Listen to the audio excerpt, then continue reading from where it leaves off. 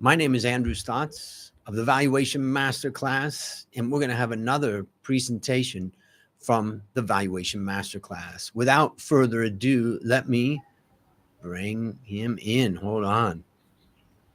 Prakash, how are you? I'm very good. How are you, Andrew? I am good. We had a little technical difficulty, but I think everything's ready now for you. Yes, yes. Now it's time to relax. Okay. And what's the company you're going to do? I'm going to cover Google. Okay, fantastic. So I'm going to bring Google up on the screen. Don't touch anything. Let me do that. Okay. And then I'm going to remove myself from this, and then you start. Okay. Are you ready? Yes, I'm ready. Okay. I'm leaving. You start. Okay. Namaste, everyone. I am Prakash Konel. I'm from Nepal. And today I'm going to present you the valuation of Google. The main topic of my research is technology giant focusing on diversification. I initiate the coverage on Google with a buy recommendation based on target price of $186, implying an upside of 11%, and I derived the target price from a DCF based valuation using a WACC of 9% and a terminal growth rate of 4%. The main highlights are Google Cloud's strong revenue growth despite tough competition, reducing dependence on ads revenue through diversification, investment in AI for long-term growth. The risks of this company are resolve high dependency on ads revenue, low margin in other revenues beyond ads, lawsuits and regulatory actions, investment in other bets may not pay off. Now I'm gonna cover the main stories of the company.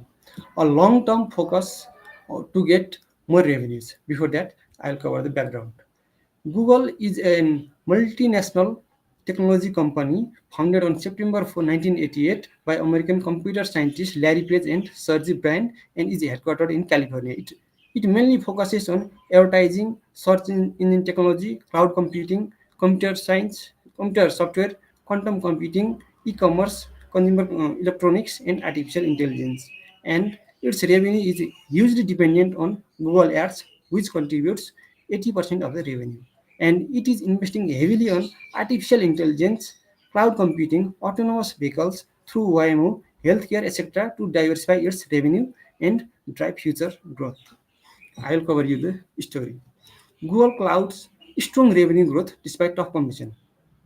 Google, the cloud sector is one of the fastest growing and highly competitive segment in the tech industry. Key players like Google Cloud, AWS, IBM Cloud, and Microsoft Azure dominate the market. Google Cloud is expected to become a dominant player in the cloud computing due to its focus on AI integration, security, and multi-cloud management. As of 2023, Google Cloud contributed 32 billion in revenue, growing at 30% annual rate and has 11% market share. The cloud market is expected to be around 1 trillion, and Google Cloud could potentially generate over 100 billion in revenue by 2030. And Google is expected to invest heavily in data centers and cloud capabilities. Despite tough competition, Google Cloud became profitable in 2023. And another line of the story is reducing dependence on ads revenue through diversification. Historically, Google is dependent on ads, so it is trying to diversify in order to reduce its over reliance on ads. Advertising makes more than 75% of the total revenue. So diversification is the main issue now. Google is diversifying its investment through Google Cloud and subscription services, quantum computing, autonomous vehicles, healthcare, etc. And other topic is investment in AI for long-term growth. AI has become crucial for the success and growth of tech companies. And now Google is integrating AI in all of its services like Google Services, autonomous vehicles, healthcare, quantum computing, and to personalize search and enhance digital marketing. AI is the main reason for cutting off workforce, and AI could reduce the cost and increase profit. Now I'm gonna show you the quarterly report of Google. In 2024 quarter 2, Google experienced a revenue growth of 14% and the company saw 15% year-on-year growth in gross margin and 29% in EBIT margin. Uh, I will show you the latest news of this company. So Google Map with 3D experience. Google Map has introduced immersive view for routes, allowing users to visually preview their trips in 3D experience. These features helps users to navigate and plan around traffic and weather conditions. It has also integrated AI to give details of highway updates, information of EV charging station, etc. Let's see the uh, quarterly report. The revenue has grown by 13.6% and EBIT margin by 28.8%. Now let's see the constraint to growth. The constraint to growth are neutral. As we all know, and Henry has mentioned that analysts expect 25% of more than analysts overestimate the price of the company by 25%. So we have to consider the constraint to growth. The constraint to growth are neutral. And the four factors of constraint are capital, operations, market, and people. Capital. The constraint to growth in case of capital is minor. Google operates without much debt and is in net cash. And given its strong capital structure and cash to sales ratio of 36%, I do not see access to capital as a constraint to growth. Now let's go with operation. The supply chain is relatively low and it has many sources of revenue, and it does not need a physical distribution network because its products are digital. So distribution and supply networks don't play a significant role. Market. The market is fairly competitive, especially in the cloud computing. We have the toughest competitors like Azure, uh, Amazon Web Services, IBM Cloud, etc. And since 75% of the revenue comes from ads, the competition is also competitive in ad, which is from the meta platforms. People. Google attracts highly qualified employees from all around the world due to its good payment and share options. So, mm, the constant to growth in terms of people is also low. Let's see the revenue from clouds. Cloud revenue is way beyond other competitors like AWS, and operating cash flow has been increasing steadily since 2019. Let's see the revenue breakdown. Decreasing its dependence on ads revenue through cloud and subscription services. The revenue of Alphabet Inc. was $307 billion in 2023, which is an increment of 9% from 2022. And revenue comes mainly from Google services and Google Clouds. 89% of the revenue comes from Google services. Ads revenue contributes 75% of the total revenue and is slowly decreasing due to increase in revenue from subscription and cloud services. Google Clouds contribute 11%, and USA is the primary market, which contributes 47% of the total revenue. Let's see the FBMR. Google appears a bit attractive relative to its 1,800 non-financial companies in the USA, considering the fundamentals, valuation, momentum, and risks. If we see the fundamentals, Google is ranked among top 40% in the USA due to its strong profitability driven by high margin.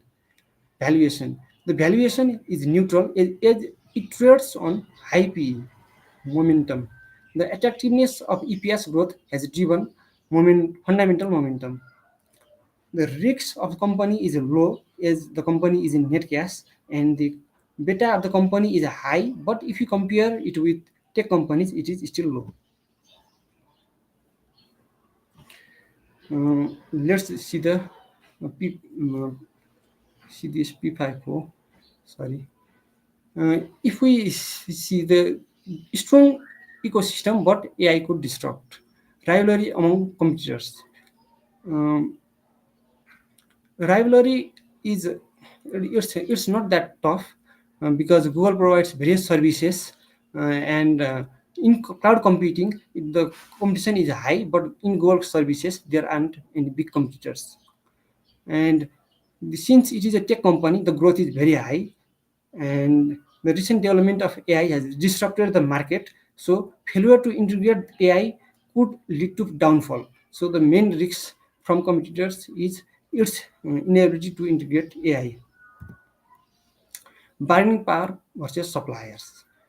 Moderate, it has moderate bargaining power.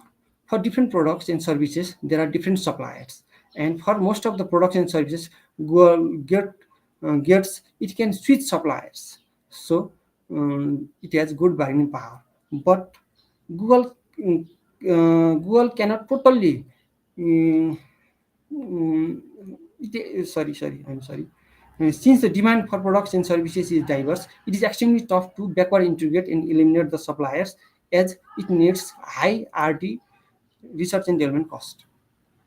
Let's see the bargaining power versus customers. Customers have many alternatives, but Google is a top player in most of them. And let's see if customers can put pressure. Though customers have many options, they don't have complete ecosystem like that of Google, so putting pressure is not easy.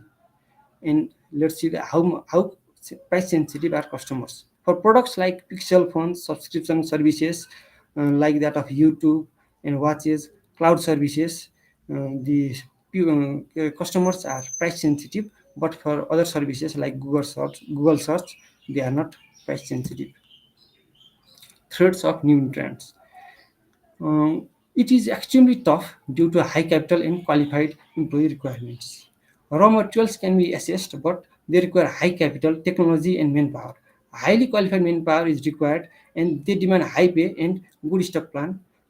And most tech companies run without profit for decades. So reaching economies of scale for new entrants is very tough. So entrance of new competitors is tough. Threat of substitutes. For Pixel products, cloud computing, Android and Google Nest, switching costs are very high. But for other, it is moderate to low. And due to its strong ecosystem, superior algorithm, technology, it is perceived differently. While Google's dominance is in search, cloud services, and advertising is well established, new trends can challenge its specific sectors like TikTok in social media, OpenAI in Google services, etc. could be main competitors. Let's see the leadership and ownership. The chairman of this company is John Hennessy and CEO is Sundar Pichai. The top five shareholders own 23% of the company, and total institutional ownership is 62%, and retail ownership is 28%. The total independent directors are seven, and it is more than the requirement of 50%. Let's see the profitable growth. The profitable growth constantly ranks among top 10% among the 240 large communication services in the world. Profitability has ranked in the top 10% for the whole period. Asset efficiency is ranked number 2, which has upgraded from number 3 since 2021. Strong expense control has been ranked 1 since 2020.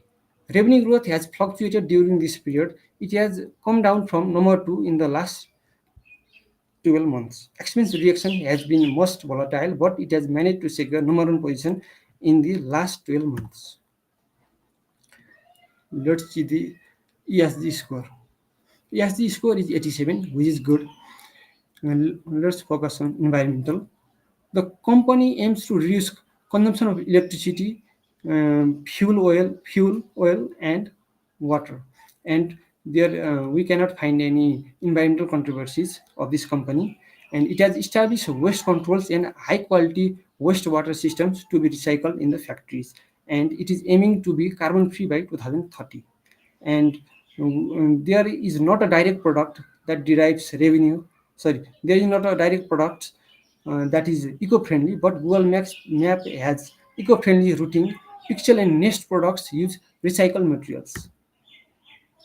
Let's see the social. Health and safety policy and human rights policy, competition policy, and there is a good quality management system in the company. And company does not directly derive revenue from weapons, alcohols, gambling, etc. But it allows limited advertising of such products. Let's see the governance. The company has more than 50% of independent directors, and Sundar Pichai is the director as well as the CEO, and that's why the score of governance is low.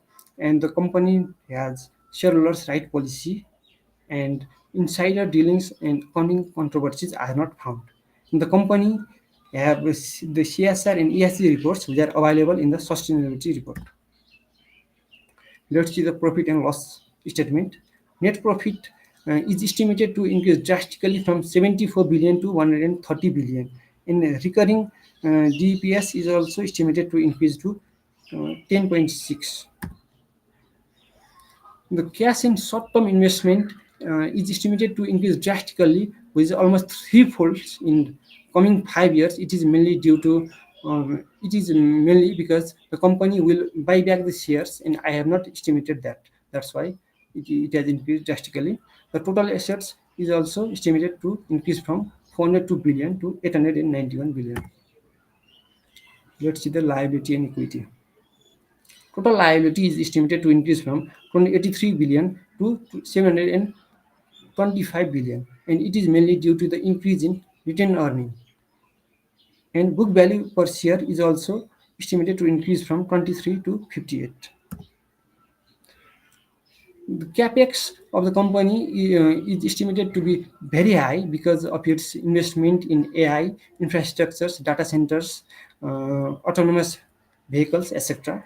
And the company has started paying dividends from 2024, which is DPR of 12%, and I assume it to increase in coming years. The current ratio is over 1, which is 2.5 in 2024. And gross margin is estimated to be around 56%, and EBIT margin is estimated to be around 28%. I estimate the return on equity to decrease over the period, and dividend payout ratio to increase. I estimate the tax rate to be around 14%, which is low compared to the corporate tax of 21% in the USA. It is because of the foreign tax credit they get. And the free cash flow growth is fine, it will be good.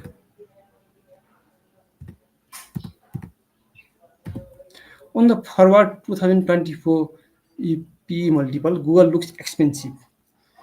The ROE is assumed to be around 26% in 2024, which is higher than the sector average.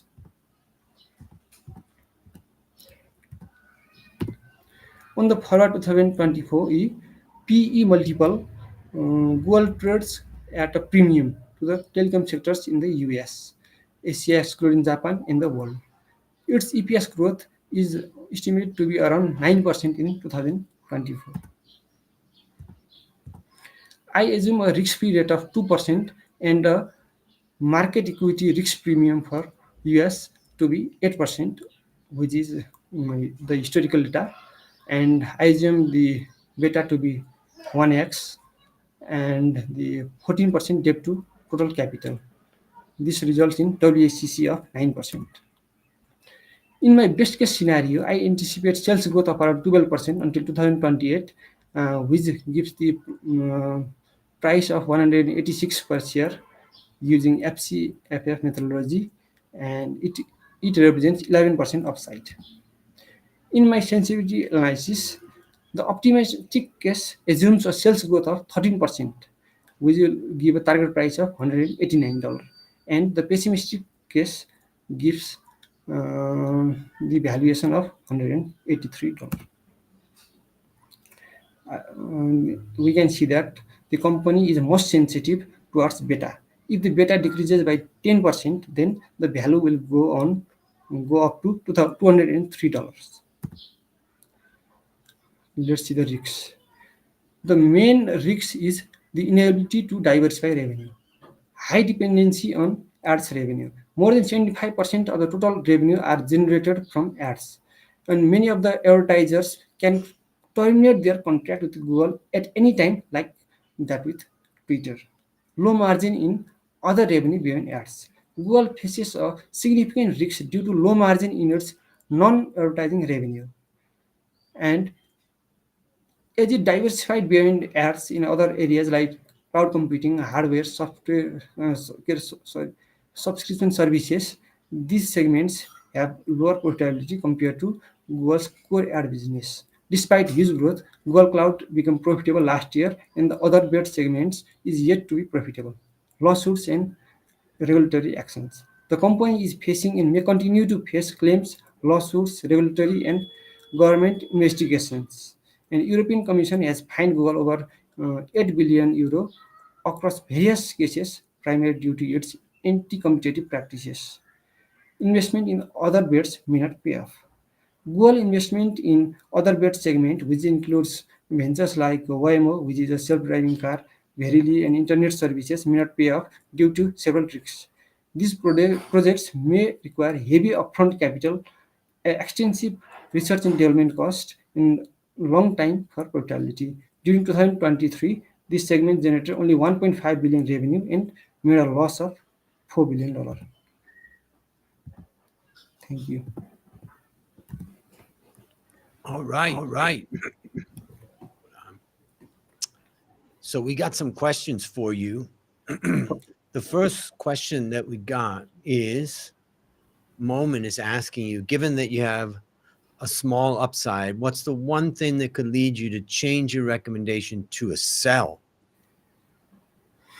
It will be the integration of AI.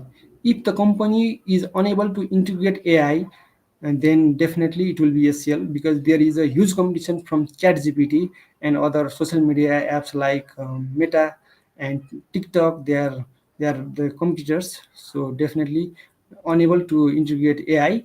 And since there is huge competition in cloud segment, if it cannot increase the market share, definitely it will be sell.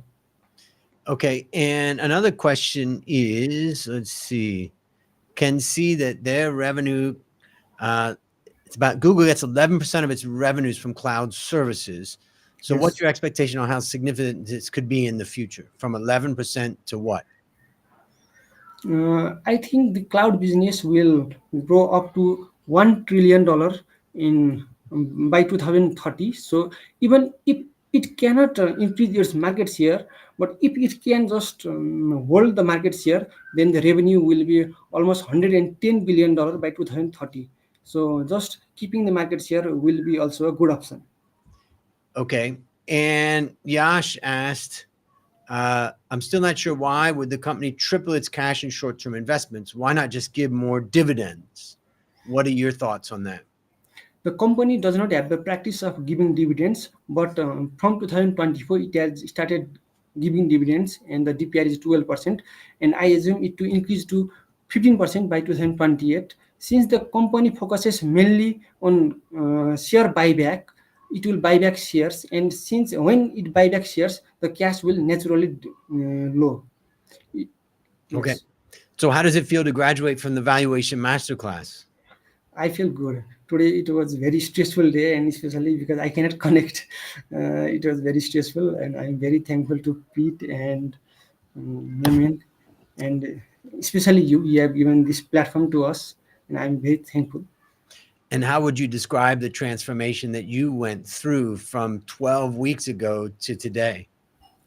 My the way I see the company, the way I value the company, it has changed. Like we just see the revenue and its growth, but the other factors like beta and the growth assumptions and the WCC, it has so much impact on the company valuations. But we don't see that. We just people just go for the revenue growth, but there are so many factors. Especially the valuation is about the cash flow, and many times the cash flow is ignored and the just revenue growth is seen. So I think it has totally changed my perspective towards company valuation. Well, congratulations. I'm going to take you out of this screen. Just hang on for a minute and then we'll wrap up. So congratulations on your great work. Thank you so much. Yeah. Thank you, everyone. Well, there we go.